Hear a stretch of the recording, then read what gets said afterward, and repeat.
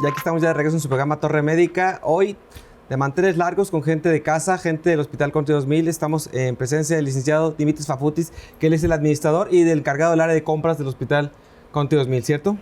No, de toda el área financiera, incluye el área de compras, inventarios, contabilidad, impuestos, de toda la parte financiera. Ok, yo creo que es importante hacer mención que la parte financiera de una institución marca mucho la diferencia, no solo adquisiciones, sino que todo lo que llega al hospital sea debidamente utilizado, ¿cierto? Pero yo creo que es valioso considerar cómo la contabilidad forma parte de la historia y cómo se integra en este aspecto para que los hospitales, que de alguna manera paulatinamente han tenido un crecimiento y que no sabíamos que la parte administrativa tomaba tanto interés. Pero platícanos un poquito sobre la historia.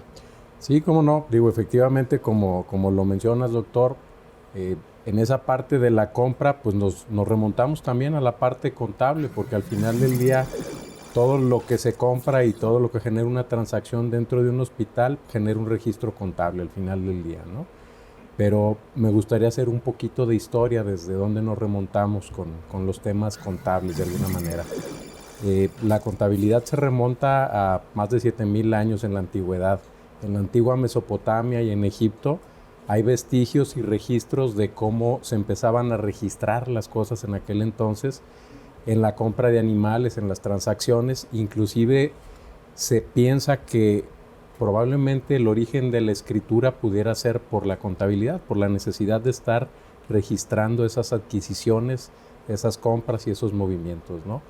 Un poquito más adelante con Augusto, en el 63 a.C., también hay vestigios de cómo se llevaba la contabilidad en el Imperio Romano.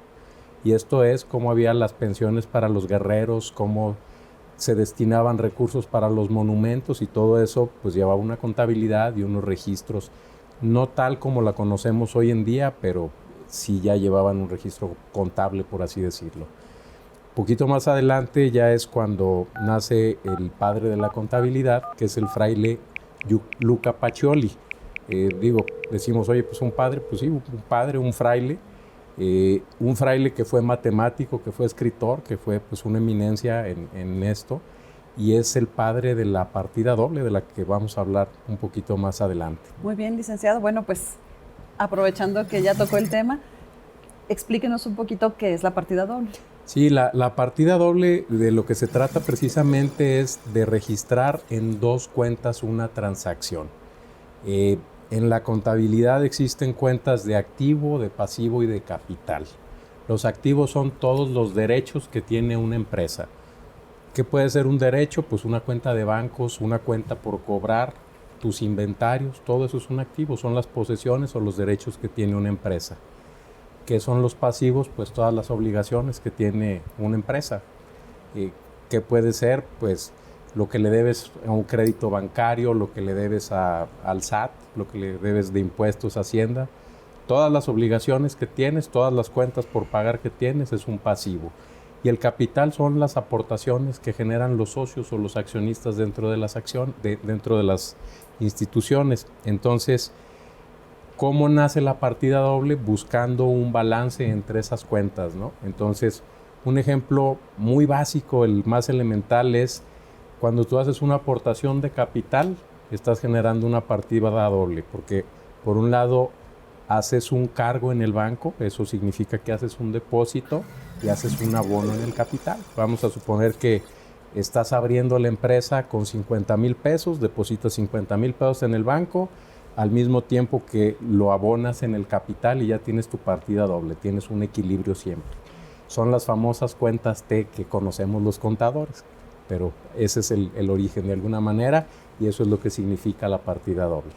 Y lo dijo otra vez, como lo hizo Anaí, ¿qué es la contabilidad? Y mayormente aplicada, licenciado, a lo que en el ámbito de la salud, que yo creo que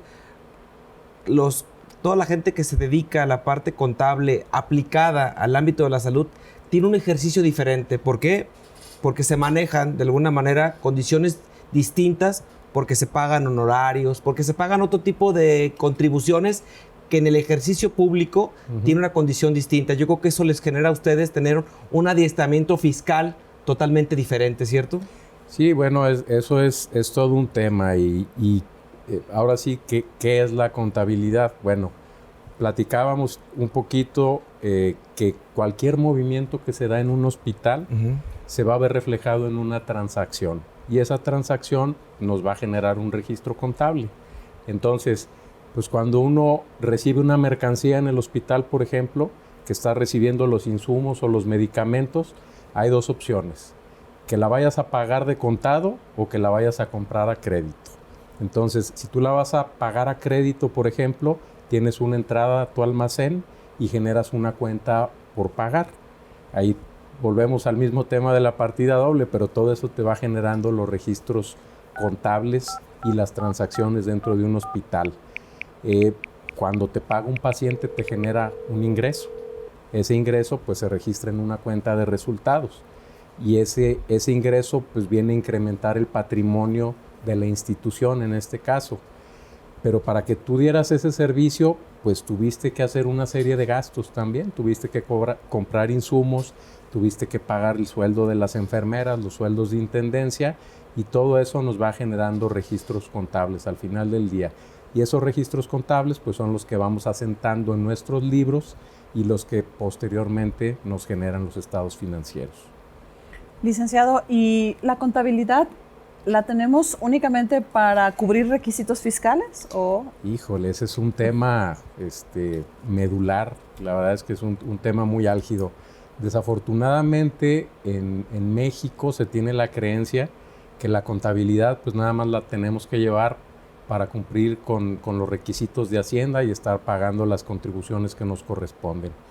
Pero la verdad es que si uno observa la contabilidad, es la radiografía del negocio, la radiografía del hospital, y te dice qué tan sana es esa finanza y esa transaccionalidad que tienes en el hospital.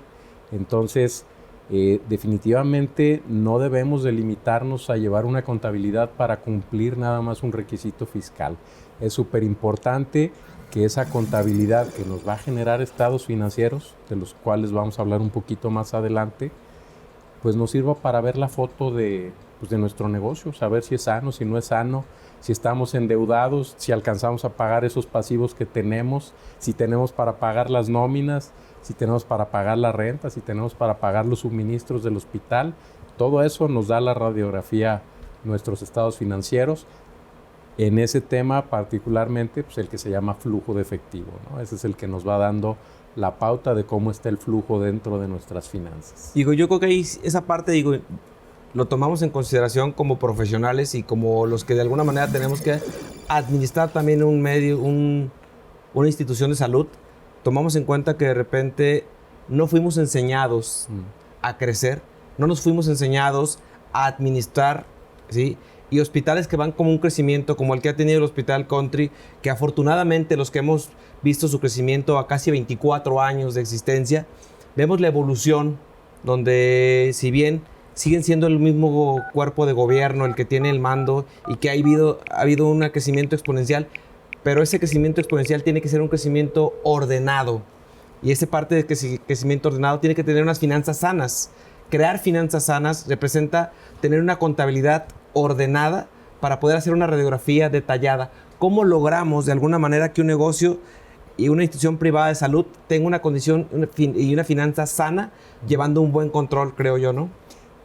La verdad es que es todo un reto y aquí obviamente no es lo mismo que tú tengas unos estados financieros 2 meses después de que se acabó el mes a que los tengas inmediatamente después que tuviste el cierre del mes, ¿no?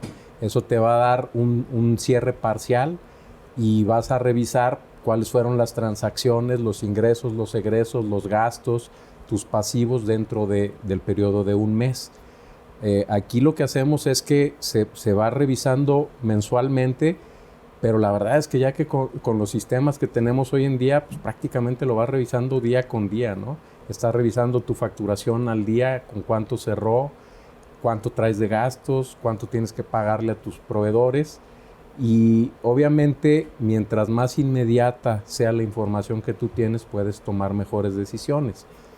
Te voy a poner un ejemplo. Oye, pues es que a lo mejor una de las áreas o de los segmentos de negocio de lo que se va a hablar un poquito más adelante, pues no te está generando la utilidad que tú esperabas, o de plano no te está generando utilidad, te está generando pérdida. Entonces, si tú te esperas 2 meses después, pues a lo mejor ya no tomaste las medidas correctivas para poder tener una finanza sana y que ese segmento de negocio te esté generando utilidad en vez de pérdida, ¿no? Entonces, aquí la inmediatez y la prontitud con la que puedas tener tus estados financieros te va a dar esa pauta para que tomes las mejores decisiones.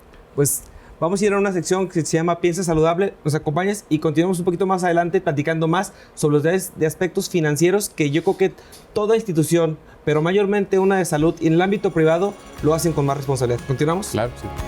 Ok.